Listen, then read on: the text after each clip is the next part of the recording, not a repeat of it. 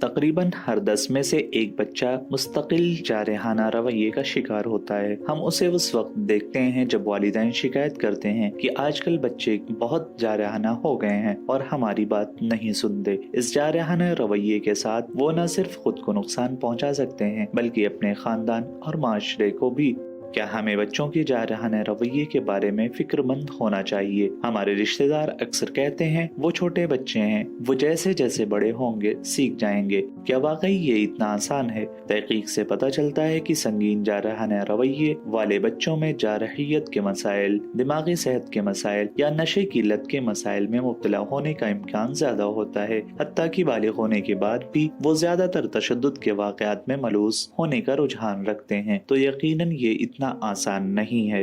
हम वालिदैन के तौर पर जारहाना बच्चों को कैसे संभाल सकते हैं? वालिदैन के तौर पर सबसे पहले आपको ये करने की जरूरत है, पुरसुकून रहें। बच्चे को ये बताएं कि आप उसकी परवाह करते हैं और हमेशा मदद के लिए मौजूद हैं। उस मसले को फौरन हल करने की कोशिश ना करें जिसकी वजह से बच्चे ने ये रवैया अख्तियार किया। धमकियां ना दें, ऐसी वार्निंग्स ना दें जो बेहद सख्त हों और जिन्हें आप खुद भी नाफिज ना कर सकें।